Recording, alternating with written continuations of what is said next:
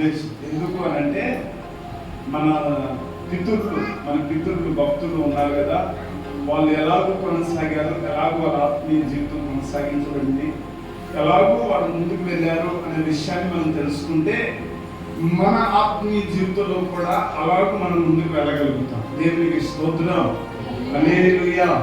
అయితే ఈ దినము ప్రత్యేకంగా మనం ధ్యానం చేయబోతున్న ఎవరి గురించి మనం ధ్యానం చేయబోతున్నామంటే మిరియాము గురించి ధ్యానం చేయబోతున్నాం. అయితే నేను ఈ మిరియాము గురించి మీకు తేటగా అర్థవంతులుగా నేను వివరిస్తాను. మీరు లేఖనాల ప్రకారంగా చూపిస్తాను, నా నోటి మాటలతో కాదులే. కానీ చూడండి, ఈ దినము ధ్యానం కొరకు మాటలు చదువుకొని ముందుకు వెళ్దాం. మీకా గ్రంథం, ప్రతి ఒక్కరు కూడా మీకా గ్రంథం 6వ అధ్యాయము, మీకా గ్రంథం 6వ అధ్యాయము 4వ వచనాన్ని చదువుతారు. ఐగుప్తు దేశములో నుండి నేను మిమ్మును రప్పించితిని, దాస గృహము నుండి మిమ్మును విమోచించితిని, మిమ్మును నడిపించుటకై మోసే, అహరోను, మిరియాములను పంపించితిని. దేవునికి మహిమ కలుగును గాక. చిన్న ప్రార్థన. సర్వోన్నతుడా, సర్వశక్తిమంతుడా, నీకు వందనాలు.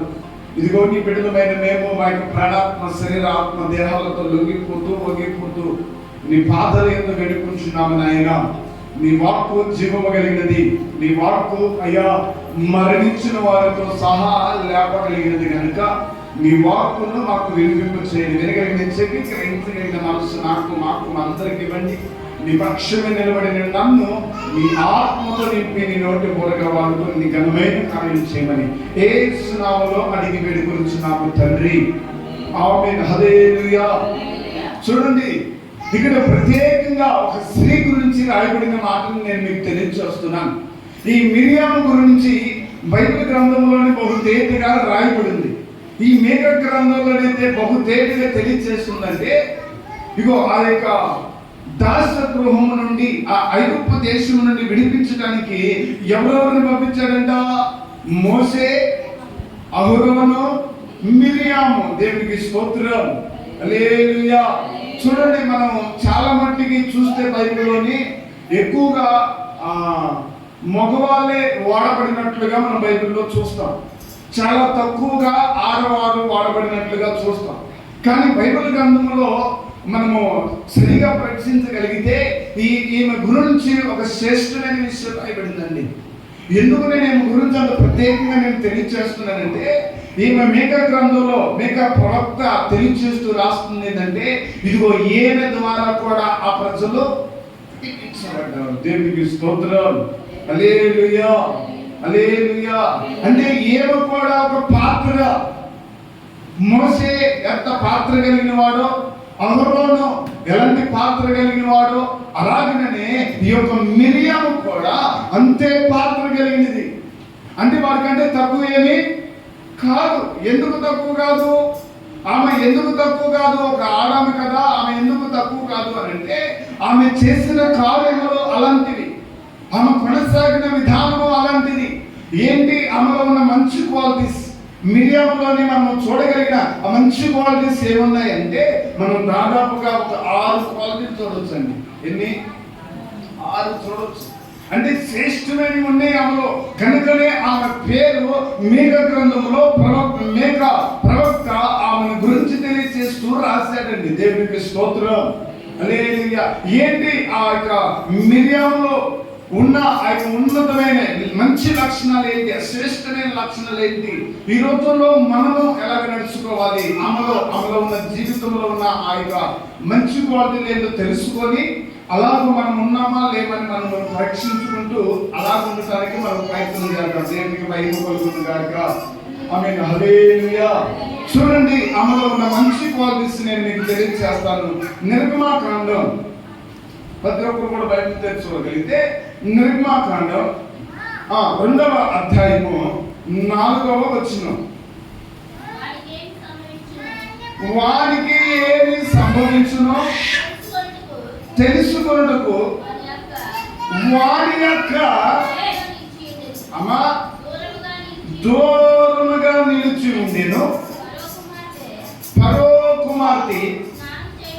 స్నానము చేయుటకు ఏటికి వచ్చెను. ఆమె పనికత్తలు ఏటి యొద్ద నడుస్తూ ఉండగా ఆమె ఆ నాచులోని ఆ పెట్టెను చూచి తన పనికత్తెలను పంపి దాన్ని తెప్పించాను. చదవ చూడండి, ఇక్కడ మనం 7వ వచనం చదువుతున్నాం. అప్పుడు వాని యొక్క ఫరో కుమార్తెతో, నీ కొరకు ఈ పిల్లవాడిని పెంచుటకు నేను వెళ్ళి ఎబ్రీ స్త్రీలలో ఒకదానిని తీసుకొని పిలుచుకొని వస్తున్నా నేను. అందుకు ఫరో కుమార్తె ఎల్లమని చెప్పగా ఆ చిన్నది వెళ్ళి ఆ పెద్ద తల్లిని పిలుచుకొని వచ్చాను. దేవునికి మహిమ కలుగును గాక. ఆమేన్. హల్లెలూయా, హల్లెలూయా. చూడండి, ఇక్కడ ప్రత్యేకమైన విషయం మిరియాము గురించి రాయబడింది. ఇక్కడ మిరియాము ఎక్కడ రాయబడింది గారు అని అంటారా? వాని అక్క అనంటే ఎవని అక్క? యమరామ అనంటే మోషే వాళ్ళ అక్క. అంటే మోషే వాళ్ళ అక్క గురించి బహుతేటగా తెలియచేస్తుంది. ఏంటంటే ఇగో తల్లి అయితే అంటే జమ్ము పెట్టి తయారు చేసింది. పెట్టి తయారు చేసి ఆ పెట్టెను ఆ జమ్ములో విడిచిపెట్టి వెళ్ళిపోయింది. కానీ వాని అక్క మాత్రము ప్రత్యేకమైన దృష్టి పెట్టింది. ఎవరి మీద? మన తమ్ముడి మీద దృష్టి పెట్టింది, మోషే మీద దృష్టి పెట్టింది. ఎందుకు అనంటే ఇప్పుడు ఏం జరుగుతుంది, ఇప్పుడు ఏమవుతుంది, ఇదిగో నా తమ్ముడిని ఎవరు తీసుకొని వెళ్తారు, నా తమ్ముడి పరిస్థితి ఏంటి, నా తమ్ముడి యొక్క స్థితిగతి ఏంటి అని అలాగూ ఒక చాటున జాపుకొని అలాగూ చూస్తూ ఉంటే ఈ లోపల ఫరో కుమార్తె వచ్చింది, చూసింది, ఇగో ఆ పెట్టెను తెప్పించింది. పెట్టెను తెప్పించిన తర్వాత దాంట్లో బాగున్నాడని సంగతి. ఇప్పుడు వెంటనే మన అక్క ఏం చేసిందో తెలుసా? ఆమె దగ్గరికి పరిగెత్తుకొని వెళ్ళింది. పరిగెత్తుకొని వెళ్ళి ఇప్పుడు ఆమెతో అంటున్న మాట ఏంటంటే, అమ్మా ఇదిగో ఈ చిన్నవాడిని పెంచుటకు ఒక ఎబ్రీ స్త్రీని ఒకదాన్ని నేను తీసుకొని వచ్చి నీకు నీ కొడుకు పెంచిదనా అని అన్నదండి. దేవునికి స్తోత్రం. హల్లెలూయా. ఏంటి ఇక్కడ ఆమెలో ఉన్న మంచి క్వాలిటీ అంటే మిరియాములో తన కుటుంబాన్ని కాపాడుకునే విషయంలో ఆమె బహు శ్రేష్ఠురాలండి. దేవునికి స్తోత్రం. హల్లెలూయా. అంటే ఆమె కుటుంబం పట్ల ఒక మంచి అవగాహన కలిగి ఆ కుటుంబాన్ని కాపాడుకునే స్త్రీగా తను మార్చబడింది. స్తోత్రం. హల్లెలూయా. చూడండి, ఈరోజు వాస్తవంగా మనము లోకానుసారంగా కనుక ఆలోచిస్తే ఎవరయ్యా మన కుటుంబాన్ని కాపాడేది, ఎవరయ్యా మన కుటుంబాన్ని ఆదరించేది అని కనుక మనం ఆలోచిస్తే ఎక్కువ మంది అంటారు, అయ్యా మా బాబేనయ్యా, మా ఆయనేనయ్యా, మగ పిల్లల పేర్లు చెప్తారు. కానీ ఇక్కడ ప్రత్యేకంగా మిరియాము ద్వారా ఆ కుటుంబము ఆశ్చర్యకరంగా మార్చబడింది. దేవునికి స్తోత్రం. హల్లెలూయా. ఆ రోజు ప్రత్యేకంగా ఆమె అలాగూ కాపాడబడి అలాగూ ఆమె ఆ యొక్క తమ్ముడిని చూస్తూ ఆ రోజు అతడు బ్రతకడానికి అతనికి కావలసిన విధానంలోని ఫరో కుమార్తె దగ్గరికి వెళ్ళి మాట్లాడే విధానం లేకపోతే ఇదిగో ఈరోజు మోసే లేకపోయాడేమో మనకి తెలియదు. మోసే లేకుండా పోయేవాడేమో, అసలు గ్రంథాలే ఆగిపోయాయేమో. ఆదికాండం, నిర్గమాకాండం, లేవికాండం, ద్వితీయోపదేశకాండం, ఈ యొక్క 5 కాండాలు కూడా ఆగిపోయాయేమో, చెప్పలేము. కానీ ఆ రోజు ప్రత్యేకమైన దృష్టి కుటుంబం మీద పెట్టింది మిరియాము. దేవునికి స్తోత్రం. హల్లెలూయా, హల్లెలూయా. తన తమ్ముడికి ఏమి కాకూడదు, తన కుటుంబము స్వస్థముగా ఉండాలి, తన కుటుంబము అశుద్ధకరంగా ఉండాలి, ప్రతి శాపము కొట్టివేయబడాలి, ప్రతి విధమైనది కొట్టివేయబడాలి, నేను క్షేమంగా ఉండాలని బహు శ్రద్ధ కలిగి జాగ్రత్త కలిగి నడుచుకున్నది మిరియాము. దేవునికి స్తోత్రం. హల్లెలూయా. చూడండి, ఎవరిలో ఉన్న మంచి లక్షణం కుటుంబాన్ని కాపాడుకునే స్త్రీగా ఉన్నది. అర్థమవుతుందా? ఈరోజు మనము కూడా చేయవలసింది అదే. వాస్తవంగా మన మన మన మన పిల్లలు మార్చబడేవారు కాదేమో, మన భర్త మార్చబడేవారు కాదేమో, మనకి కలిగి ఉన్న వారు మార్చబడేవారు కాదేమో, కానీ మిరియాములాగా మనము కూడా మన కుటుంబాన్ని కాపాడుకోవాలని బహు జాగ్రత్త కలిగి, దృష్టి కలిగి మనం నిలిచి ఉండగలిగితే దేవుడు జీవాధిపతి దేవుడు, ఆయన నీ ద్వారా నీ కుటుంబాన్ని కట్టగలిగిన వాడు. ఈరోజు మనం కుటుంబాన్ని కట్టుకోవాలంటే మిరియాములాగా కుటుంబం మీద ఒక శ్రద్ధ మనకు ఉండాలి. కనిన తల్లి అయితే పక్కకు వెళ్ళిపోయింది, కానీ అక్క మాత్రం ప్రత్యేకమైన దృష్టి పెట్టింది తమ్ముడి మీద. దేవుడికి స్తోత్రం. హల్లెలూయా. మనము కూడా మనకి కావాల్సిన వారి మీద, మన భర్త మీద కానివ్వండి, పిల్లల మీద కానివ్వండి, మనకి కలిగిన వారి మీద మనం ప్రత్యేకమైన దృష్టి పెట్టాలండి. దేవుడికి స్తోత్రం. హల్లెలూయా.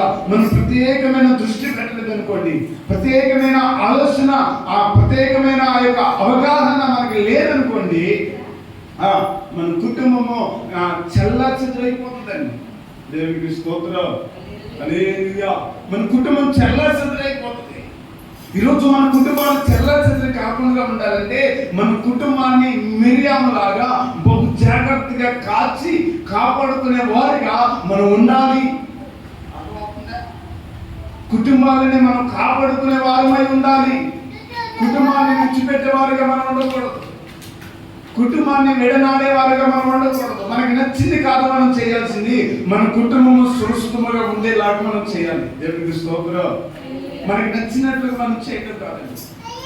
అక్కడ సిచ్యువేషన్ మీకు తెలుసు కదా, ఆ రోజుల్లో అతను పడేయడానికి గల కారణం ఏంటి అని అంటే, మోషే పడవేయబడడానికి గల కారణం, ఆ యొక్క దమ్మెలో విడిచిపెట్టడానికి గల కారణం ఏంటంటే, ఆ రోజుల్లోని ఎబ్రీలకు సంబంధించిన వారిలోని పురుషులు కనుక పుట్టితే ఆ పురుషులని చంపివేయాలనేది అక్కడ రాజు యొక్క ఆజ్ఞ. కాబట్టి అక్కడ పురుషులు కనుక, ఎబ్రీలలో ఎవరైనా పురుషులు కనుక పుడితే వారిని చంపివేయాలి, వారిని బ్రతకనీయకూడదు. అర్థమవుతుందా? వారిని బ్రతకడానికి వీళ్ళు లేదు. స్త్రీలు కనుక పుట్టితే వారిని అలాగే ఉండించేవారు. అలాంటి పరిస్థితుల్లో ఈ యొక్క మోషే కూడా 3 నెలలు చాలారు. ఆ తర్వాత ఇతని గురించి భారం ఎక్కువైపోయింది, ఏం చేయాలో అర్థం కాలేదు. ఆ జమ్మిలోని విడిచిపెట్టేశాడు, పెట్టిన ఒకటి తయారు చేసి. ఆ తర్వాత జరిగిన సిచ్యువేషన్ ఏంటంటే, ఇదిగో ప్రత్యేకంగా దేవుడు ఏం చేశాడంటే, ఇదిగో ఆ అక్క ఏం చేసిందంటే తనను కాపాడుతూ చూసింది. దేవునికి మహిమ కలుగును గాక. ఆమేన్. హల్లెలూయా. హల్లెలూయా. చూడండి, మిరియాములో ఉన్న దానిలో ఉన్న గొప్ప లక్షణం ఏంటంటే తన కుటుంబాన్ని కాపాడుకునేదిగా ఉందండి. అర్థమవుతుందా? ఈరోజు మన కుటుంబాలను మనమే కాపాడుకోవాలి. దేవుని మీద మనం ఆధారపడుతూ, దేవుని వైపు మనం చూస్తూ, మన కుటుంబం పట్ల ఒక గొప్ప దృష్టి, ఒక గొప్ప ఉద్దేశం పెట్టి, ఇదిగో ఎలాగైనా నా భర్త మారాలి, ఎలాగైనా నా పిల్లలు మారాలి, ఎలాగైనా ఇదిగో నాకున్న స్థితిగతులు సరిచేయబడాలి దృష్టి మనం పెట్టాలి. అనవసరముగా అర్థమైన వాటి మీద మనం దృష్టి పెట్టి మన సమయాన్ని వ్యర్థపరచుకోవద్దండి. ఎంత మాత్రమే అర్థపరచుకోవద్దు. ఎందుకు నేను మాట్లాడుతానంటే, సమయము అయిపోయిన తర్వాత, సమయము గడిచిపోయిన తర్వాత మరలా ఆ సమయం ఎందుకు రావాలంటే రాదు. మనము 24 గంటలు ఇప్పటికి దాదాపుగా ఉదయం నుండి ఇప్పటి మట్టుకు కొన్ని గంటలు గడిచిపోయి, దాంట్లో 1 నిమిషాన్ని కూడా మనం వెనక్కి తీసుకురాలి కదా. కాబట్టి మన సమయం ఉండగానే మనం దాన్ని సద్వినియోగపరచుకున్నట్టుకు మనం కాచి ఉండాలండి. దేవునికి స్తోత్రం. కాబట్టి మిరియాములాగా మనము కుటుంబాన్ని కాపాడుకునే వారమై ఉండాలి. రెండవ లక్షణం ఆమెలో ఉన్నది. రెండవది ఏంటి అంటే, చూడండి, నిర్గమకాండమే 15వ అధ్యాయము 20వ వచనం. 15వ అధ్యాయము 20వ వచనం.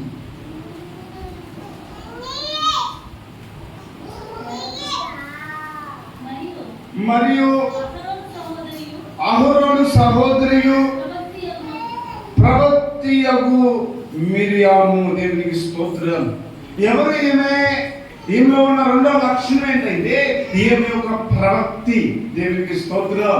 ఎవరండి? ప్రవక్తి అంటే ప్రవక్తి. దేవుని వాక్కును బయలుపరిచేది, దేవుని వాక్కును తెలియజేసేది, దేవుని యొక్క మర్మములను ఇదిగో ప్రజలకు వినిపింపజేసేదండి. ఆ రోజుల్లో మొట్టమొదటిగా ప్రవక్త ఎవరయ్యా అంటే మిరియామే. ఆడవాళ్ళ ప్రవక్త ఎవరయ్యా ఉందని అంటే మిరియాము తప్ప ఎవరు లేరు.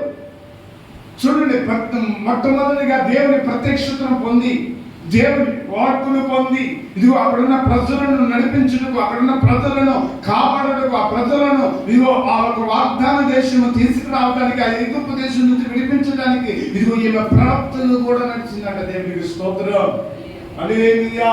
ఈమె ప్రవక్తగా కొనసాగింది. ఇక్కడ ఈమెలో రెండో లక్షణం ఏంటంటే ఒక ప్రవక్త అండి. అంటే దేవుని యొక్క మాటలను మోయు స్త్రీ, దేవుని మాటలను ప్రజలకు తెలియచేసేది, దేవుని మాటలను బయలుపరచేది, దేవుని మాటలను అల్లపరిచేదండి. అనేకులను ఉన్న బంధకాల నుండి విడిపింపజేసేది మిరియాం. అర్థమవుతుందా? ఈరోజు మనము కూడా కలిగి ఉండాల్సిన రెండో లక్షణం ఏంటంటే మనము కూడా దేవుని మాటలను మోసేవారమై ఉండాలండి. దేవుని యొక్క ఆ యొక్క మాటలను మనం అందుకొని ఆ మాటల ద్వారా కొందరినైనా ప్రభావితము చేయవారమై ఉండాలి. అర్థమవుతుందా? కొందరినైనా ప్రభావితము చేయాలి. దేవుని మాటను, దేవుని వాక్కును మనం ప్రకటించాలి. మనం ఎప్పుడైతే దేవుని వాక్కును, దేవుని మాటను ప్రకటిస్తామో అప్పుడు మిరియాము లాగా అనేకులను మనం రక్షించగలుగుతాం. అందుకే మిగతా గ్రంథాలు ఏమన్నాడు? మోషే, అహరోనులు, మిరియాములు ఈ ముగ్గురు వెళ్ళి వారిని విడిపించారు. అంటే విడిపించడానికి గల కారణం ఏంటి? దేవుని ప్రత్యక్షతను పొందేయామే, దేవుని వాక్కును పొందేయామే. ఈరోజు మనము కూడా ఈ మిరియాములాగా రెండవదిగా దేవుని వాక్కును పొందువారమై ఉండాలి. దేవునికి స్తోత్రం. దేవుని వాక్కును పొందాలి. ఆ వాక్కును పొంది అనేకులను ప్రభావితం చేయాలి. ఈరోజు మనము దేవుని వాక్కు విని ఆ దేవుని వాక్కు ద్వారా కొందరినైనా మనం ప్రభావితం చేయగలుగుతున్నామా? కొందరినైనా మనము ప్రభు తట్టు తిప్పగలుగుతున్నామా? కొందరినైనా నడిపించగలుగుతున్నామా? అంటే నడిపించలేకపోతున్నాం. ఈరోజు నేను ఇందాక నాకు వాట్సాప్లో ఒక మెసేజ్ వచ్చింది. ఎవరు ఆ మెసేజ్ పెట్టిందంటే డెన్నీ ఇస్రాయల్ అన్న గారు పెట్టారు. డెన్నీ ఇస్రాయల్ అన్న గారు నాకు మెసేజ్ పెట్టి దాంట్లో ఏం చెప్పారంటే, ఒక లేడీ అంట తన జీవితాన్ని మిషనరీకి సమర్పించుకుందంట. మిషనరీకి సమర్పించుకొని ఇదిగో దేవుని గురించిన వాక్కు తెలియని ప్రాంతం నాకు వెళ్ళిపోయిందంట. వెళ్ళిపోయి ఆ ప్రాంతంలోని ఆ మొక్కతే నిలబడిందంట. ఆ మొక్కతే నిలబడి ఇదిగో తనకున్న డబ్బును, తనకున్న పేరుని, తర్వాత ఆమెకున్న ఫలాన్ని అంతటిని కూడా వాళ్ళ ముందు అలాగే దారిపోసి వాళ్ళ ఎదురు కష్టపడుతూ దేవుని పని చేసిందంటండి. కొన్ని వందల మందిని ప్రభావితం చేసిందంట. దేవునికి స్తోత్రం. ఇప్పటికి కూడా ఆమె చేసిన మిషనరీ ప్రయాణాన్ని బట్టి ఇగో అనేకులు ప్రభావితమై ఇప్పటికి కూడా పలు చోట్ల పరిచయం జరుగుతుందంట. ఆమె లేదు, ఆమె చనిపోయింది. కానీ ఆమె స్థాపించిన ఆ పరిచర్య, ఆమె స్థాపించిన మిషనరీ పరిచర్య ఇప్పటికీ కూడా కొనసాగుతుందంట. అసలు నా మాట ఆశ్చర్యపోయాను.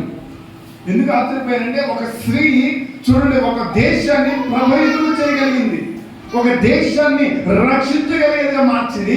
అంత మాత్రమే కాదు, ఆమె ద్వారా అనేకులు లేపబడి దేవుని వాక్కును ప్రకటించుటకు పంపించేవారిగా మార్చబడింది. ఈరోజు మనను బట్టి మన కుటుంబంలో ఎవరైనా లేపబడుతున్నారా? మనను బట్టి మన ఒరిగి పొరుగు వారు ఎవరైనా లేపబడుతున్నారా? లేదండి. కానీ మనం ఎలా ఉండాలంటే మిరియాములాగా దేవుని వాక్కును పొంది అనేకులకు ప్రకటించే వారమే ఉండాలి. దేవునికి స్తోత్రం. హల్లెలూయా. ఆ స్థానంలోకి మనం రావాలి. దేవుడు మీద మనం ఆధారపడి దేవుని వైపు మనం చూసి దేవుని పాదాలు పట్టుకుని మనం వేడుకుంటేనండి దేవుడు కృప మనకి ఇస్తాడండి.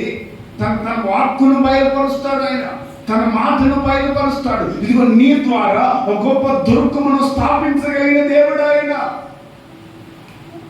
నీ ద్వారా చేయగలిగిన వాడాయన. నీ ద్వారా ఘనమైన కార్యాలు చేయగలిగిన దేవుడు.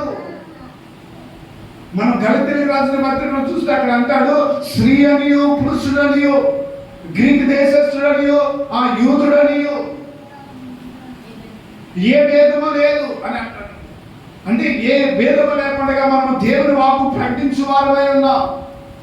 ఏ భేదము లేకుండా దేవుని మాటలు తెలియజేసి అనేకులను ప్రభావితము చేసి ఇదిగో ఆయన రాకడ కొరకు నిలబెట్టవలసిన వారు. మనం ఏదో తిన్నాము, పండుకున్నాము, లేచాము, వెళ్ళాము, వచ్చాము, మళ్ళీ అదే పని సరిపోతుందండి. ఒకళ్ళు ఈ మట్టికి నీకు సరిపోద్దేమో, కానీ రేపు రోజున దేవుడికి లెక్కడితే ఏం చెప్పగలుగుతాను? నేను నిన్ను ఇలాగ రక్షించుకుంటూ వచ్చాను, నేను ఇలా కాపాడుకుంటూ వచ్చాను, ఇగో నిన్ను ఒక శ్రేష్టమైన వాక్కు చేత నేను దర్శించాను, మాట్లాడాను, నువ్వేం చేశావు అనే మాట ప్రభు నిన్ను అడిగితే ఏం చెప్పగలుగుతాను? నిజమండి, ప్రతి ఒక్క దాని గురించి ప్రభులు ఎక్కడ అడుగుతారు? ఇది ఒక్కటి దృష్టిలో పెట్టుకోండి. ప్రతి దాని గురించి ప్రభులు ఎక్కడ అడుగుతారు? లెక్క అడిగినప్పుడు మనం మౌనంగా ఉండే వారమే ఉండకూడదు. దేవుని ఎదుట ఘనముగా ఆ చేసిన పరీక్షను చూపించే వారమే ఉండాలి. దేవునికి స్తోత్రం. హల్లెలూయా. మిరియంలో రెండవ లక్షణం ఏంటి అని అంటే, ఇదిగో ఆమె ఒక ప్రవక్తగా, దేవుని వాక్కును ప్రకటించేదిగా, దేవుని వాక్కును మోసేదిగా ఆమె ఉన్నదండి. దేవునికి మహిమ కలుగును గాక. మనము కూడా దేవుని వాక్కు ప్రకటించే వారముగా ఉండాలి. ఆయన మాట మోసే వారమే ఉండాలి. మూడవ లక్షణం, ఆమెలో ఉన్న మూడవది ఏంటి అనే విషయాన్ని మనం చూద్దాం. చూడండి, అదే నిర్మకాండ 15వ అధ్యాయము 21వ వచనం. 21. మిరియాము వారితో కలిసి పల్లవి ఎత్తి పాడెను. దేవునికి స్తోత్రం. యెహోవాను గానము చేయుడి, ఆయన మిక్కులు అతిశయించి జయించును. దేవునికి స్తోత్రం. చూడండి, ఒక శ్రేష్టమైన విషయం, ఒక పల్లవి ఎత్తి పాడుతుంది ఆమె. చూడండి, అక్కడ ఉన్న ఇశ్రాయేల్ ప్రజలు ఎంతమంది? 6 లక్షల కాలువలు, అంటే దాదాపుగా 1 కోట్ల మంది ఉన్నారు. అంతమంది జనాంగంలో ఏమాత్రం ప్రత్యేకంగా లేచి ఇదిగో ఆమె పల్లవెత్తుకొని పాడుతూ ఉందండి. దేవునికి స్తోత్రం. అంటే దేవుణ్ణి ఘనపరచండి, దేవుణ్ణి ఆరాధించండి, దేవుని స్తుతిద్దాం రాండి అని ఆమె పల్లవెత్తి పాడుతూ ఉందంటండి. ఈరోజు మనము కూడా ఎలా ఉండాలంటే, దేవుని సన్నిధిలో దేవుణ్ణి ఘనపరిచి ఆరాధించి చేయవారమై ఉండాలి. కానీ మనం ఈరోజు అలా ఉండట్లేదుగా. వాక్యం టయానికి వస్తున్నాం, వాక్యం ఉంటున్నాం, ఉండిపోతున్నాం. మరి పాత్రలు పడతారు, పల్లవులు పడతారు, మనమే పడాలి. మన ద్వారా గొప్ప దుర్గం స్థాపించబడాలి. దేవుని స్తోత్రం. మిరియామే ముందడిగి వేసేదంట. మిరియాము ఇగో పల్లవెత్తి పాడుతుందంట. ఆమె పల్లవెత్తి పాడుతూ దేవుని ఘనపరచండి, దేవుని స్తుతించండి అని ఆమె ముందుకు పరుగులెత్తుందండి. ఆమెలో ఉన్న మంచి క్వాలిటీ ఏంటంటే దేవుణ్ణి ఘనపరిచే స్త్రీ ఆమె. దేవునికి స్తోత్రం. హల్లెలూయా. ఏంటిదైనా ఆమె దేవుణ్ణి ఘనపరిచే స్త్రీ. ఘనపరిచే మిరియాము ఎవరు అంటే దేవుని ఘనపరిచేది. ఈరోజు మనం ఘనపరచగలుగుతున్నామా? అందులో మంచి లక్షణం, మూడో లక్షణం దేవుని ఘనపరచడం. ఈ లోకంలోనండి మనం దేన్ని ఘనపరిచిన ప్రయోజనం లేదు, కానీ దేవుని ఘనపరచండి. అగో ఆ ఘనత అలాగే నిలిచి ఉంటుంది. దేవునికి స్తోత్రం. హల్లెలూయా. దేవుడు ఏం కోరుకుంటాడో తెలుసా? మన నుండి ఏం కోరుకుంటాడో తెలుసా? మనం ఏమి ఇచ్చినా ఆయన రుణం తెచ్చుకోలేదు తెలుసా? ఏమి ఇచ్చినా నువ్వు కష్టపడిన నీ డబ్బులన్నీ ఇచ్చినా, లేకపోతే ఇంకేదో ఇచ్చినా ఆయన రుణం తెచ్చుకోలేదు. కానీ ఏమి ఇచ్చి తీసుకోగలమంటే ఆయన నిత్యము స్తుతించగలిగితే ఆయన సంతోషిస్తుందండి. ఆయన స్తుతుల పైన ఆశ్రయుడైన దేవుడు. కెరూబులు శెరూబుల మధ్య ఆయన నిత్యము గాన ప్రతి గానములు చేయబడుతూ ఇగో సంతోషముగా ఆ పరదేశంలో ఉన్నాడు.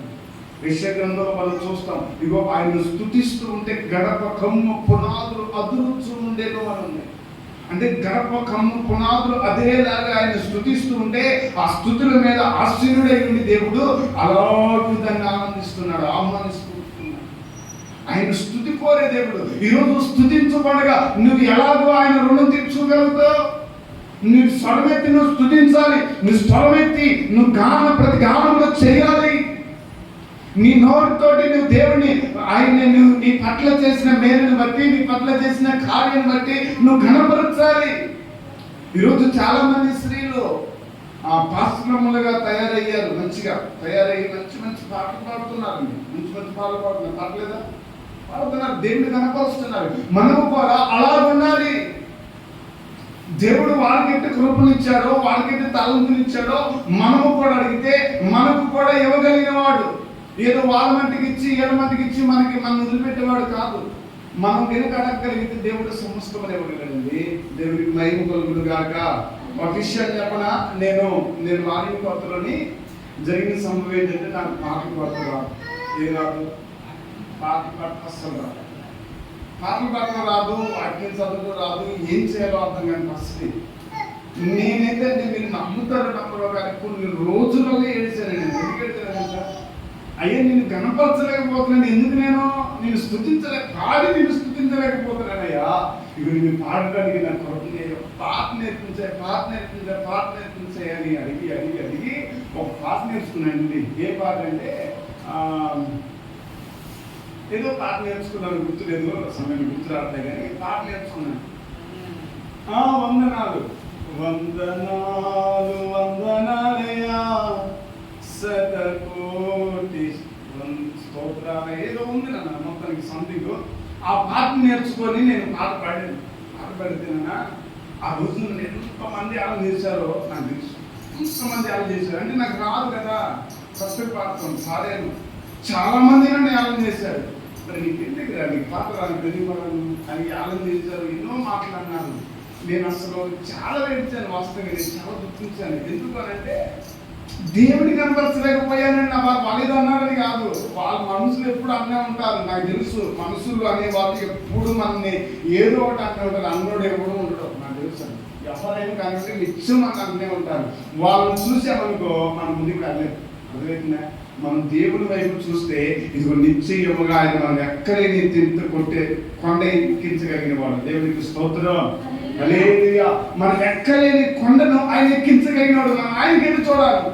నేను అదే అడిగాను, దేవా ఏంటి నాకు పాఠం కూడా రావట్లేదు, నీకు అవమానం వస్తుందయ్యా, నీకు అవమానం వస్తుందని ఏంటించాను. ఈరోజు అలాంటి వాళ్ళందరూ కూడా చూసి ఈరోజు నేను చూసుకోవడానికి మాట చెప్పట్లేదు కానీ నాకు తెలుసు, నేను అనుభవించాను కనుక మనం అడిగితే ప్రభు మనకి ఇస్తాడు. ఆయన కనపరచడానికి, ఆయన స్తుతించడానికి మనం అడిగినప్పుడు ఆయన ఇస్తాడు. ఇచ్చిన అవకాశాన్ని మనము దాన్ని వినియోగించుకోవాలి తప్ప కానీ దాన్ని ఎంత మాత్రం నిర్లక్ష్యపరచకూడదు. దాన్ని ఎంత మాత్రము ఊరకనే వదిలేయకూడదు. దేవుడు మంచి తలంపునిచ్చాడా, పాడే కృపణిచ్చాడా, ఆరాధించే కృపణించే గణపరచ నిలబడు, ఆరాధించు, స్తుతించు. నువ్వు కనపరచు.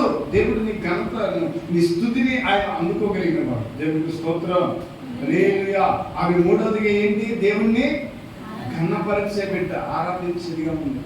మనము కూడా దేవుడిని ఏం చేయాలి? కనపరచాలి. అన్ని విషయాలు కనపరచవారిని, స్థుతించే వారిని, పాడే వారిని మనము ఉండాలి. ఆ లక్షణం మనకి కావాలి. దేవునికి మహిమ కలుగును గాక. ఆమేన్. హల్లెలూయా. ఎన్ని చెప్పాను ఇప్పుడు? 3 చెప్పాను. ఏంటి? మొదటి క్వాలిటీలో కుటుంబాన్ని కాపాడుకున్న స్త్రీ మిరియం. రెండవది ఏంటి? ఆమెలో లక్షణం దేవుని ప్రవక్త. ఆమె దేవుని ప్రవక్తగా ఆమె జీవించింది. దేవుని వాక్కును తెలియజేసేదిగా, దేవుని వాక్కును బోధించేవారిగా ఆమె ఉంది. మూడోది ఏంటి? ఆమెలో ఉన్న లక్షణం దేవుని ఘనపరిచే స్త్రీ. దేవునికి మహిమ కలుగును గాక. నాలుగవది ఏంటి? ఆమెలో మంచి క్వాలిటీ. నాలుగవది కూడా చూద్దాం. చూడండి, అదే నిర్గమకాండం 20వ అధ్యాయం చూడండి. 20వ వచ్చును 15వ అధ్యాయం 20వ వచ్చును.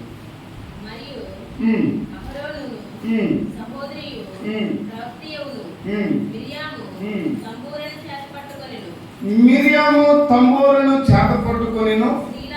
స్త్రీలందరూ తంబూరులతోనూ నాట్యములతోనూ ఆమె ఎంబడి వెళ్ళగా మిరియాము వారితో కలిసి ఇట్లా పల్లవి ఎత్తి పాడింది. దేవుని స్తోత్రం. అక్కడ చూడండి, ఆమె చూడండి, అక్కడ స్త్రీలందరూ బోర్లతోనూ నాట్యములతోనూ ఆమె ఎమ్మడి వెళ్ళిరి. చూడండి, ఇక్కడ ఏం చేస్తుందంటే ఏమే ఇదిగో దేవుణ్ణి ఇక్కడ చేస్తుంది. నాట్యముతో ఆయన్ని స్తుతిస్తుందని. నాట్యం ఆడుతుంది దేవుని మందిరంలో. అంటే మనం ఎలా ఉండాలంటే, నాలుగవదిగా దేవుని సన్నిధిలో ప్రదర్శించు వాళ్ళని. ఈ నాట్యమే నాట్యం ఏదో మనం డీజే పెట్టే అర్థమే ఆ నాట్యం కాదు. ఈ నాట్యం అదేందా ఈ మధ్య నిజంగా ఒకప్పుడు లేదు ఇది, కానీ ఈరోజు తగలబడింది. మరి ఏం చేద్దాం? మరి దీన్ని ఏం ఆనంది కాదు. అంతే. ఈరోజు ఆడవాళ్ళని డీజే పెట్టి అసలు ఎదుర్కొంటూ ఉన్నారు. ఇడిపోతుందో లోపం, ఏమైపోతుందో అర్థం కావట్లే. ఒకప్పుడు మర్యాదలు, ఒకప్పుడు క్రమం, ఒకప్పుడు పద్ధతి ఉండేది. ఇగో నేను ఆడదాన్ని, నేను బయటకు డ్యాన్స్ చేయలేదు కానీ భయపడేవాళ్ళు. ఈరోజు భయం లేదు, తెగించేశారు దేనికైనా. నేనే ఉండేది, నేను ఎత్తరండి అని చెప్పేసి ఈరోజు ఈరోజు డీజేలు పెట్టుకుని డ్యాన్సులు వేస్తున్నారు, కానీ దేవునిలో పరవశించేవారు లేరు. ఈరోజు దేవునిలో పరవశించేవారు లేరండి. అంచు దినాలలో ఉన్నాం, దేవుని యొక్క రాకడ సమీపంలో మనం ఉన్నాం. ఈ సమయంలో మనం దేవుని సన్నిధిలో పరవశించి దేవుని సన్నిధిలో నాట్యం ఆడవలసిన మనము దేవుని సన్నిధిని విడిచిపోయి రోడ్ల మీద ఇగో డీజే పాటలు పెట్టుకుని డ్యాన్సులు వేసే వారికి తయారయ్యారు. కానీ మిరియాము అలాంటి డ్యాన్స్గా వేసింది, పరవశించిందండి. దావీదు భక్తుడు మందసమును తీసుకొని వచ్చేటప్పుడు తను కూడా పరవశిస్తూ దేవుని స్తుతిస్తాడు, నాట్యం ఆడుతూ ప్రభుని స్తుతిస్తాడు. స్తుతిస్తూ ఉండగా తన వస్త్రపు చెంగు జారిపోతున్నా కూడా తను పట్టించుకోలేదు. ఎందుకు అనంటే తన ఆత్మ చేత అంత నింపబడి దేవుని నాట్యముతో ఆయన మందసమును తీసుకొని వచ్చారండి దావీదు. దేవునికి స్తోత్రం. మనం దేవునిలో అలా పరవశించేవారై ఉన్నారా? మనం ఎప్పుడు దేవునిలో పరవశిస్తామో అప్పుడు ఆ పరవశము చూసిన దేవుడు నిన్ను హెచ్చిస్తాడు. చూడండి, దావీదు పరవశించాడు, రాజు అనే విషయాన్ని మర్చిపోయాడు. నేను రాజును కదా అనే స్థానాన్ని మర్చిపోయి దేవుని సన్నిధిలో దేవుని ఎదుట నాట్యం ఆడుతూ తీసుకొని వచ్చాడు. అతన్ని ఎక్కడికి ఎక్కించాడంటే ఒక ఎత్తైన స్థలంలోకి ఎక్కించి పెట్టాడు. దేవునికి స్తోత్రం. దేవుడే అతనితో వాగ్దానం చేశాడు, ఇగో ఇది మొదలుకొని నీ సింహాసనము ఇగో తరములు అలా ఆగుండిపోతాయి. నీ వంశంలోని నీ సింహాసనం ఆగుండిపోతుంది. అంటే నీ తర్వాత నీ కుమారుడు అలా నిలిచిపోతుంది నీ సింహాసనం, అది తీసివేయబడదు అని అంటారు. ఎందుకనంటే దేవుని అంతగా నాట్యమాడి ఆరాధించి స్తుతించి గణపరిచిన వాడు దావీదండి. నిజం, మనం ఎప్పుడైతే దేవుని సన్నిధిలో పరమశించి నాట్యమాడి దేవుడిని మనం ఘనపరచగలుగుతామో ఆ నాట్యం ఆ పరమశాన్ని బట్టి దేవుడు నిన్ను మెచ్చుకుంటాడన్నా. ఇక్కడ మిరియామును అలాగే చేశాడు. మిరియామును మెచ్చుకున్నాడు దేవుడు. ఆమె నాట్యమాడుతూ వెళుతూ ఉంటే, బోర్లు ఊతూ వెలుస్తూ ఉంటే ఆమె వెనక స్త్రీలందరూ కూడా ప్రయాణం చేస్తూ వెళ్తున్నారు. ఆమె వెనక వెళుతూ ఉన్నారు నాట్యం ఆడుతుంటూ. ఈరోజు మనలో బట్టి కూడా అనేకులు కూడా అలాగే నాట్యం ఆడేది. మనము కూడా ఆ స్థానం ఆ స్థితిలోనికి రావాలి. మనుషులు చూస్తున్నారు అని మీరు అంటారు. నేను మళ్ళా చెప్తున్నాను, మనుషుల వైపు చూస్తే మనం ఏడే ఉండిపోతాం. అర్థమవుతుందా? మనుషుల వైపు మనం ఎంత మాత్రము మనుషుల వైపు చూస్తున్నాము అని అంటే మనం ముందుకు రాలేము. నేను మరలా చెప్తున్నాను, మనుషుల వైపు చూస్తే ముందుకు రాలి. మిమ్మల్ని పిలిచిన దేవుడు, మీతో ఉన్న దేవుడి వైపు మీరు చూడండి. దేవుడు మీ పట్ల ఘనమైన కార్యం చేస్తాడు. దేవునికి మహిమ కలుగును గాక. ఆయన అద్భుతము చేయగలిగిన దేవుడు కనుక మనం ఆయన వైపు మనము చూడాలి. కాబట్టి మనము నాలుగవదిగా ఆ దేవుని ఎదుట నాట్యం ఆడే వారమై ఉండాలి, పరవశించే వారమై ఉండాలి. మిరియాములో ఉన్న నాలుగవ పార్టీ ఏంటంటే ఇవి పరవశించి దేవుని స్తుతించేదిగా మార్చబడింది, పరవశించేదిగా ఉంది.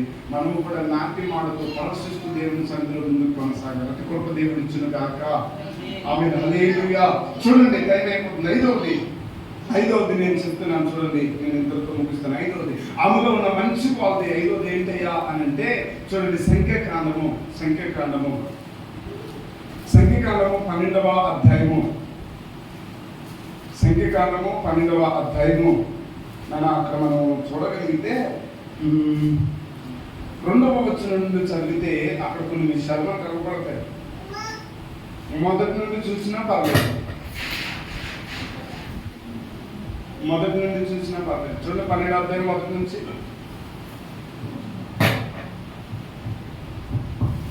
స్తోత్రం, హల్లెలూయా. చూడండి, మొదటి వచ్చింది. మోషే కూషే దేశపు స్త్రీని పెళ్లి చేసుకొని గనుక అతడు పెళ్లి చేసుకున్న ఆ స్త్రీని బట్టి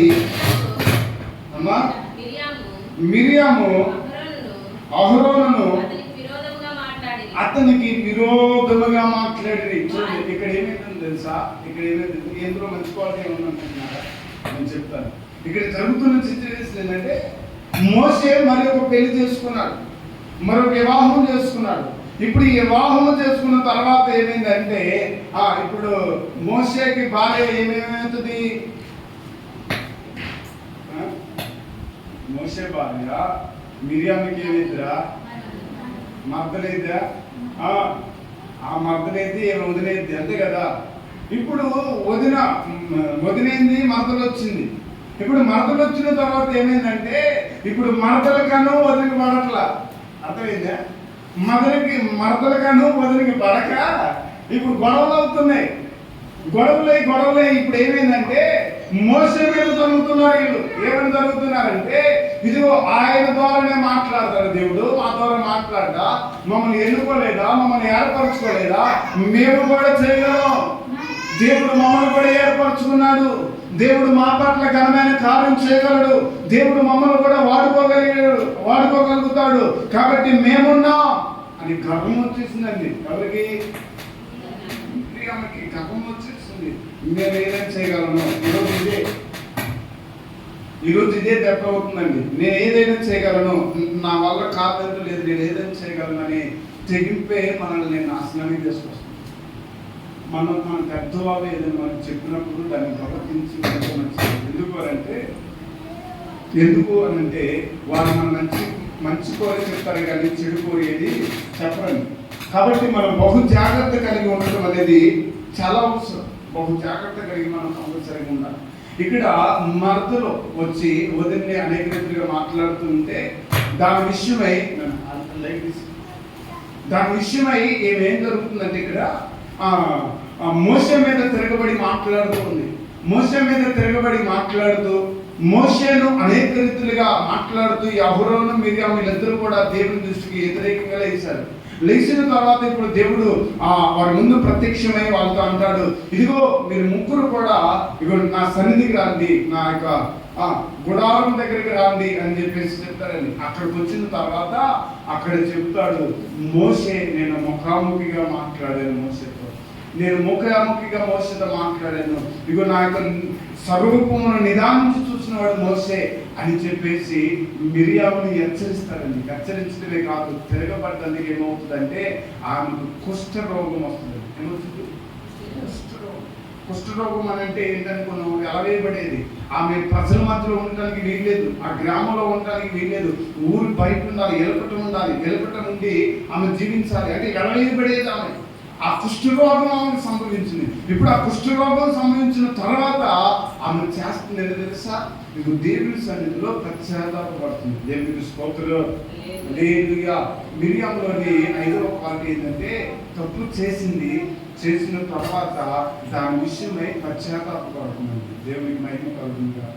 పశ్చాత్తాపడి వేడుకుంటుంది, అయ్యా నేను తెలిసి తెలియక పొరపడ్డాను, నేను తెలిసి తెలియక తప్పు చేశాను, నన్ను క్షమించండి అయ్యా అని మాట్లాడుతూ అలాగనే అహరోనుతోటి అలాగనే మోషేతోటి ఇద్దరితోటి ప్రార్థన చేపిస్తుంది. ఏమని ప్రార్థన చేపిస్తుందంటే, ఇదిగో నేను విడిపించబడినట్లుగా, నేను నా మీద మోపబడిన ఈ యొక్క కుష్ఠరోగము తీసివేయబడినట్లుగా నా కోసం ప్రార్థన చేయండి అని వేడుకొని వారిని బతిలాడుతూ ఉంటే ఈ 12వ అధ్యాయంలోని 11 నుండి 13 వచనాల దాకా మనం చూడగలిగితే అక్కడ మోషే అహరోనులు ఆమె పక్షమై ప్రార్థన చేస్తారండి. దేవునికి స్తోత్రం. హల్లెలూయా. ఆమె పక్షమై ప్రార్థన చేస్తే అప్పుడు దేవుడు ఆ ప్రార్థన ఆలకించి అప్పుడు మిరియాముకి స్వస్థతనిస్తాడు. దేవునికి మహిమ కలుగును గాక. దీంట్లో మనం నేర్చుకోవాల్సింది ఏంటో తెలుసా? తెలిసి తెలియక మనం పొరపాట్లు చేస్తాం, తెలిసి తెలియక మనం తప్పుదములు చేస్తాం. తెలిసినప్పుడు మనం తప్పు చేశాము అనే విషయం మనకు అర్థమైనప్పుడు మనం దేవుని సన్నిధిలో పశ్చాత్తాపడాలండి, దేవుని సన్నిధిలో వేడుకోవాలి. అంతేగాని నేను తప్పు చేశాను, ఎవరికి తెలియదు, నా మటుకే తెలుసు అని కాముగా మనం ఉన్నాం అనుకో, అది అలాగే ఉండిపోతుంది. తప్పు అర్థమవుతుందా? మనం ఎప్పటికప్పుడు దేవుని సన్నిధిలో పశ్చాత్తాపడాలి, దేవుని సన్నిధిలో వేడుకోవాలి. అయ్యా నేను తెలిసి తెలియక తప్పు చేశాను, నన్ను క్షమించండి. ఆ మంచి గొప్పతనం కావాలండి. ఈరోజు తప్పు చేసినాడు, ఏం తప్పు చేసినాడు అంటే ఊపట్లాడు, వాడు తిరగబడుతుంది. నేను ఎప్పుడు తప్పు చేశాను? తప్పు చేశాడు, కానీ నేను ఎప్పుడు చేశాను తిరగబడుతున్నాను అంటే ఈరోజు తప్పు చేసి కూడా ఆ తప్పుని ఒప్పుకోలేని స్థితిలోనికి వెళ్ళిపోతున్నారు. కానీ తప్పును ఒప్పుకొని ఇగో పశ్చాత్తాపడేవారు లేరు. ఎవరైతే తప్పును ఒప్పుకొని పశ్చాత్తాపడతారో వారు బహుగా ఎదుగుతారు. పశ్చాత్తాపడలేదనుకో ఎదుగులేరు. దావీదు తప్పు చేశాడు, రాజు వచ్చి చెప్పాడు, ప్రవక్త వచ్చి చెప్పినప్పుడు నాతను ప్రవక్త వచ్చి చెప్పినప్పుడు ఆ మాటకు లోబడ్డాడు. అయ్యో నేను తప్పు చేశాను, నన్ను క్షమించాలని కన్నులు విడిచి ప్రార్థన చేశాడు. దేవుడు అతన్ని మరలా చేర్చుకోలేదా? ఈరోజు మనము కూడా తెలిసి తెలియక పొరపాట్లు తప్పుదములు దేవుని ఎదుట మనం చేసినప్పుడు దేవుని సన్నిధిలో మనం ఒప్పుకోవాలి, ప్రార్థన చేయాలి, కనిపెట్టుకోవాలి. ఎప్పుడైతే మనం ప్రార్థన చేసి కనిపెట్టుకుంటామో మిరియాము లాగా, అప్పుడు మనకి కలిగిన శాపం, మన మీదకి వచ్చిన దూరం ఏ శాపమైనా కొట్టేయబడుతుంది. దేవునికి స్తోత్రం. హల్లెలూయా. ఈరోజు ఎక్కువ మంది మీద ఉన్న శాపాలు ఎందుకు పోవట్లేదు? ఒప్పుకోకపోవడమే. నేను ఈ మాట అనడానికి ఎందుకు వెనకాడలేదు? ఎందుకంటే ఒప్పుకోకపోవడమే. చేస్తున్నారు తప్పులు, తెలుస్తుంది తప్పు చేస్తున్నామని, కానీ దాన్ని ఒప్పుకొని విడిచిపెట్టలేకపోతున్నారు కదా. దాన్ని ఒప్పుకోలేకపోతున్నారు దేవుని సన్నిధిలో. దాన్ని ఒప్పుకోకుండా దాన్ని అలాగే ఉంచి భక్తి చేస్తున్నామని పేరుతో భక్తి చేస్తున్నారే తప్ప, కానీ దాన్ని ఒప్పుకొని విడిచిపెట్టిన వారు కాదు. ఒప్పుకొని విడిచిపెట్టలేదు కనుకనే ఈరోజు శాపము అలాగే ఉండిపోతుంది. కుష్ఠరోగం అనేది ఇది అగపడుతుంది, కానీ అగపడిన రోగాలు అనేకలను ఆవరించి ఉన్నాయి. కారణం ఏంటంటే దేవుని ఎదుట తప్పు చేశావు, ఒప్పుకొని దాన్ని విడిచిపెట్టవలసి నువ్వు విడిచిపెట్టదు.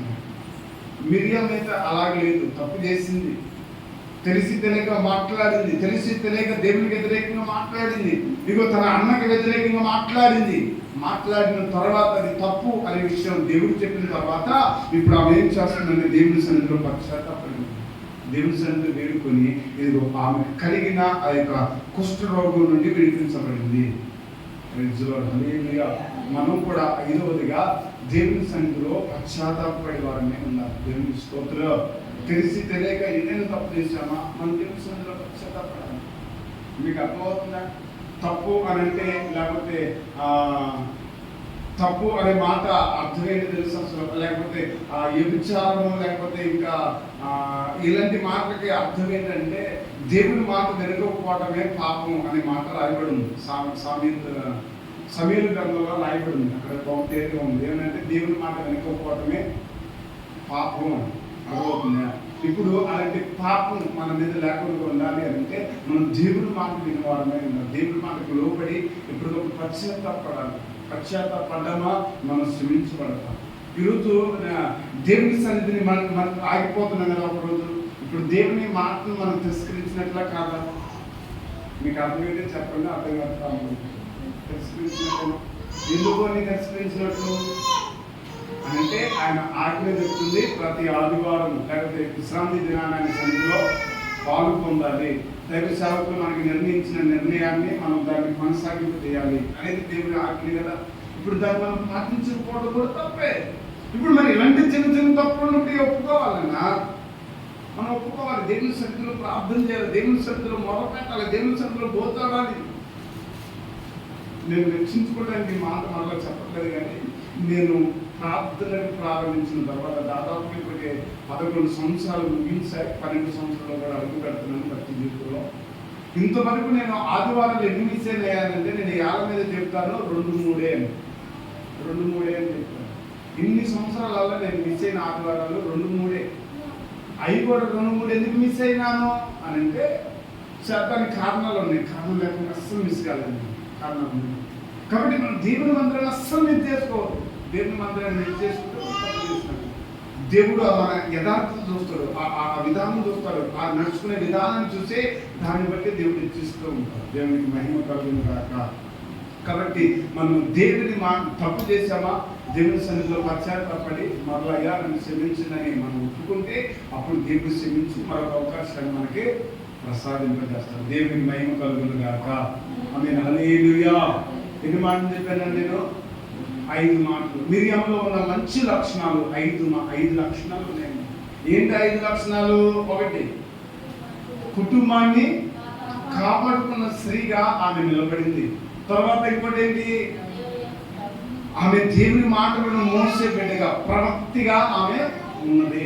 3వది దేవుని ఘనపరిచింది. దేవుని ఘనపరిచేదిగా మిరియాము ఉన్నది. తర్వాత 4వది దేవునిలో పరవశించింది. నాట్యమాడి పరవశించి ఆత్మలో నింపబడింది. అలాగే మనం కూడా పరవశించాలి. 5వది ఏంటి? తప్పు చేసి దాన్ని ఒప్పుకొని పశ్చాత్తాపడి దాని నుండి విడుదల పొందింది. దేవునికి స్తోత్రం. హల్లెలూయా. మనము కూడా పశ్చాత్తాపడి దాన్ని ఒప్పుకొని విడిచిపెట్టే వారమే ఉన్నారు. దేవునికి స్తోత్రం. హల్లెలూయా. మనకి అది కావాలి. ఈ 5 లక్షణాలు మనలో ఉన్నాయా? మిరియాములో ఈ మంచి లక్షణాలు ఈ 5 మిరియాములో ఉన్నాయి. మనలో ఉన్నాయా? ఈరోజు ఈ 5 లక్షణాలు ఉన్నాయా లేవా? ఒకసారి మనం పరిశీలించుకుంటూ ప్రార్థన చేసుకుందాం. ఇచ్చిన మాటలు దేవుడు దీవించినగా ప్రార్థన చేసుకున్నాం. అందరూ కూడా మోకరించండి. ఈ దినము మనం ప్రత్యేకంగా తెలుసుకున్నాం మిరియాము గురించి. మిరియాములో ఉన్న మంచి లక్షణాలు ప్రభు మనకి వెల్లడిపరిచాడు. మిరియాముకి ఇచ్చిన ఘనత, ఇదిగో మోషే, అహరోనులు, మిరియాములు ఈ ముగ్గురు పోయి బంధకాల్లో ఉన్న వారిని విడిపించారంట. అంటే విడిపించడానికి గల కారణం, ఆ యొక్క ప్రవక్త రాయడానికి గల కారణం, ఆమెలో ఉన్న మంచి లక్షణాలు ఏంటయ్యా అని అంటే 5 విషయాలు దేవుడు మనతో మాట్లాడాడు. ఒకటి, ఆమెలో ఉన్న మొట్టమొదటి లక్షణం కుటుంబాన్ని రక్షించుకోగలిగింది, కుటుంబాన్ని కాపాడుకోగలిగింది, కుటుంబాన్ని చక్కపరచగలిగింది. ఈరోజు మిరియాము లాగా మన కుటుంబాలను మనం చక్కపరచుకోగలుగుతున్నామా? మన కుటుంబాలను మనం కాపాడుకోగలుగుతున్నామా? ఎలాగ మనం ఉంటున్నాం? ఒకసారి మనం పరీక్షించుకున్నాం. రెండవదిగా, ఆమె మిరియాము ఒక ప్రవక్తిగా ఆమె మనకు కనబడుతుంది. దేవుని కనపరిచే బిడ్డగా, దేవుని ఆరాధించే బిడ్డగా ఇదిగో ఆమె మనకు కనబడుతుంది. ఈరోజు మనలో ఆ క్వాలిటీ ఉందా? మనం ఆయన కనపరుస్తున్నామా? ఆయన కనపరుస్తూ మన జీవితాన్ని కొనసాగింపజేసుకుంటున్నామా లేదా? సరిగా మనం పరీక్షించుకోవాలి.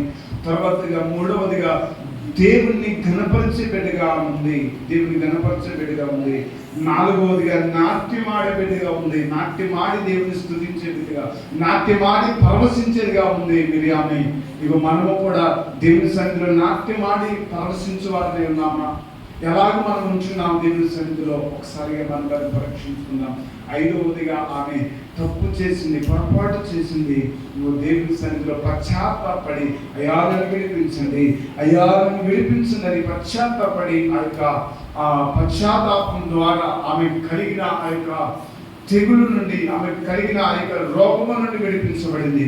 ఈరోజు మనము కూడా విడిపించబడాలి. మనము కూడా ఆ స్త్రీలాగా వదిలాలి. మనలో మంచి క్వాలిటీస్, మిరియాములో ఎలాంటి మంచి క్వాలిటీస్ ఉన్నాయో అలాంటి మంచి క్వాలిటీస్ దేవుడు మనకు అనుగ్రహించినట్లుగా మనం ప్రార్థన చేద్దాం. అందరం కూడా ప్రార్థన చేద్దాం.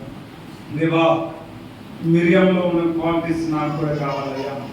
ఆమె ఎలాంటి మంచి క్వాలిటీలు కలిగి ఉందో అలాంటి మంచి క్వాలిటీల చేత నన్ను నడిపించింది నాయన.